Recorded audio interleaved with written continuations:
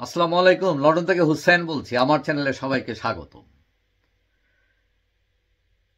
বিগত 4 জুলাই ব্রিটেনে সাধারণ নির্বাচন অনুষ্ঠিত হয়েছে এবং এই নির্বাচনে লেবার পার্টি বিপুল ভোটে জয়লাভ করেছে তারা এবং হারিয়ে দিয়েছে কনজারভেটিভ পার্টিকে, যেটা ঋষি সুনাক নেতৃত্ব দিচ্ছিলেন যেই পার্টিকে।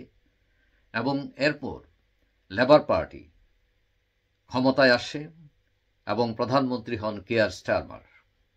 এখন কথা হচ্ছে, লেবার পার্টি ক্ষমতায় আসার পর তারা তো কিছু প্রতিশ্রুতি দিয়েছে যে তারা এই করবে।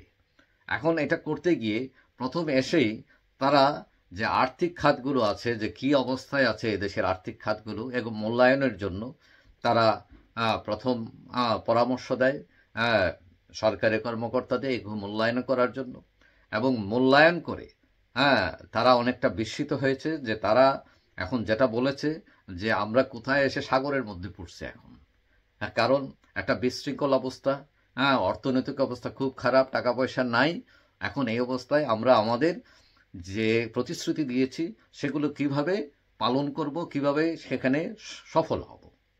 এখন প্রধানমন্ত্রীর অফিস এই মূল্যায়নের উপর কথা বলতে গিয়ে তারা বলছে সেটা হলো যে ব্রিটেন দিন দিন নিঃস্ব হয়ে যাচ্ছে, ভেঙে পড়ছে। তো এতই খারাপ অবস্থা যে ভেঙে পড়ছে। তো এখন তারা এই কথাগুলো কেন বলল? কারণ এই যে অর্থমন্ত্রী রেচেল রিভস পার্লামেন্টে বলছেন যে 2000 কোটি পাউন্ড ঘাটতি আছে। তখন এই ঘাটতি কিভাবে পূরণ করা হবে, উন্নয়ন পরিকল্পনা কিভাবে বাস্তবায়িত হবে? এখন এটা নিয়ে যেমন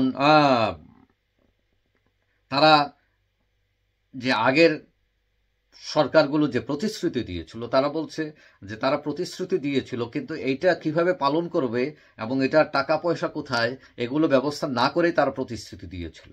যার ফলে এই সরকার এসে এটা কন্টিনিউ করা ডিফিকাল্ট হয়ে গেছে, কারণ টাকা পয়সার কোনো ব্যবস্থা নাই। এখন কনজারভেটিভ বলতেছে যে এইটা, এরা বলতেছে এই যে দোষারোপটা করতেছে আমাদেরকে, এটা আসলে কর বাড়ানোর ফন্দি তাদের, মানে একটা কিছু বলে তো কর বাড়াতে হবে, এটা তারা বলছে। তবে লেবার পার্টি বলতেছে যে অর্থনীতির ধারণা তারা যেটুকু খারাপ ভেবেছিল কিন্তু বাস্তব অবস্থা হচ্ছে তার চেয়েও খারাপ। এখন এই অবস্থায় এবং গতকাল আমরা পত্রিকায় দেখলাম যে 7.3 বিলিয়ন পাউন্ড জালিয়াতি হয়েছে, বেনিফিট জালিয়াতি, এবং এটা সরকারের জন্য একটা মাথা ব্যথা। এবং সরকার চাচ্ছে এখন এটা উদ্ঘাটন করতে, বেনিফিটটা যে যারা নিচ্ছে সেখান থেকে আদায় করতে, তাদেরকে পানিশমেন্টে নিয়ে আসতে। তো এইগুলো একটা বিশৃঙ্খল অবস্থার মধ্যে পড়ে বর্তমান লেবার সরকার বলছে যে ব্রিটেন আসলে নিঃস্ব হয়ে যাচ্ছে, যেটা ভেঙে পড়ছে তার অবকাঠামো। এখন এই অবস্থাকে দেশকে তুলে ধরা, দেশের অর্থনীতিকে শক্ত করা বা মানুষকে স্বাবলম্বী করা, গরিব পরিবারকে টেনে তোলা, এগুলো একটা চ্যালেঞ্জ হচ্ছে এই লেবার সরকারের। তো আপনারা জানেন এর আগে ব্রেক্সিটের কারণে, কোভিডের কারণে, ইউক্রেন যুদ্ধের কারণে এমনি নাস্তানাবুদ এই ব্রিটিশ সরকার, বিশেষ করে অর্থনৈতিকভাবে। এখন প্রশ্ন দেখা দিচ্ছে যে তারা কি পদক্ষেপ নেয়। আমরা কয়েকদিন আগে দেখছি, সেটা হলো যে ডেপুটি প্রাইম মিনিস্টার তিনি বলছেন যে বর্তমানে যে কাউন্সিল আছে, কাউন্সিলগুলোকে আরো শক্তিশালী করতে হবে, তাদেরকে অধিক পাওয়ার দিতে হবে, অর্থাৎ আরো বেশি বাজেট দিতে হবে। অর্থাৎ লোকাল যে সমস্যাগুলো আছে এটা কেন্দ্রীয় সরকার এত ভালো জানে না। সবচেয়ে ভালো হয় তাদের কাছে ক্ষমতা দিলে তারা লোকাল কি সমস্যা তারা এটা বুঝতে পারবে এবং স্থানীয় সমস্যা কি এটার উপর তারা ব্যবস্থা গ্রহণ করতে পারবে।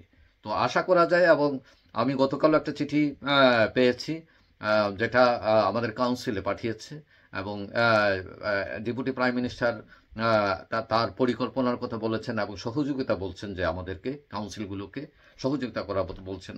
বোঝা যাচ্ছে যে এই সরকার স্থানীয় সরকারকে বেশ গুরুত্ব দিচ্ছে এবং তাদের মাধ্যমে উন্নয়ন কার্যটা পরিচালনার ভার দিতে চায় তারা। যাই হোক, কথা হচ্ছে এই সরকার অনেক কিছু করতে চাচ্ছে কিন্তু সমস্যা হচ্ছে বাজেট। যেমন আমরা জানি যে 2 চাইল্ড ক্যাপের একটা ব্যাপার আছে, যেটা সরকার এই লেবার তার ক্ষমতায় আসার আগে তারা যেটা বলেছিল তাতে 2 ক্যাপ তারা হয়তো বাতিল করে দিবে, কিন্তু এটার জন্য যে এক্সট্রা কয়েক বিলিয়ন পাউন্ড লাগে, এটা কোথা থেকে আসবে, কি আসবে, এইটা ব্যবস্থা না করে তো তারা ডিক্লেয়ার দিতে পারে না। যেমন লেবার পার্টি আর অনেক এমপি মনে করেন এটা আজকে পারলে আজকে এটা বাতিল করা হোক, কারণ এদেশের দরিদ্র পরিবারগুলো এই আইনের কারণে ক্ষতিগ্রস্ত হচ্ছে, তারা আরো দরিদ্রতার দিকে যাচ্ছে। কিন্তু স্টিয়ারমার এখন নড়তে চান না, কারণ টাকার ব্যবস্থা না করে তিনি এটা বাতিল করবেন কেন? তারপরে না হলে তিনি কলাপস করে ফেলবেন। তো সবকিছু মেনেও এত ভাবনার কিছু নাই। একটা কথা আছে যে হাতি মূল্য লাখ টাকা। সো ব্রিটেন হচ্ছে অনেকটা হাতির মতো, যে এটা মূল্য লাখ টাকা দাম থাকে। আপনারা জানেন এত ক্রাইসিস, তারপরে দেখেন লন্ডন টন্ডন এগুলোর বাড়ির দাম খালি বাড়তেই আছে। কেন বাড়তে আছে? কারণ এই যে লন্ডন সিটি, এটা হচ্ছে একটা ইন্টারন্যাশনাল সিটি। হ্যাঁ, পৃথিবীর বিভিন্ন দেশের মানুষ এখানে আসে কালো টাকা, সাদা টাকা, বিভিন্ন কিছু নিয়ে, কারণ এখানে তারা সেফ ফিল করে বা যে বিভিন্ন কারণে এখানে আসে, আইসা ইনভেস্ট করে। সো এই মরা হাতির উপর তো নিশ্চয়ই মানুষ করবে না, এটা জেতা হাতি। সো এত বেশি ওয়ারি করার দরকার নাই। তবে হ্যাঁ, এটা ঠিক যে ব্রিটেন এখন ফিনান্সিয়াল ক্রাইসিসের মধ্যে আছে, এবং আশা করা যায় এটা একসময় কাটিয়ে উঠবে তারা, এই সরকার। যাই হোক, সবাই ভালো থাকবেন। আর যারা আমার চ্যানেল সাবস্ক্রাইব করেন না, ইচ্ছেগুলো করতে পারেন, তাহলে পরবর্তী ভিডিও আপনার কাছে অটোমেটিক চলে যাবে। সবাই ভালো থাকবেন। আল্লাহ হাফিজ।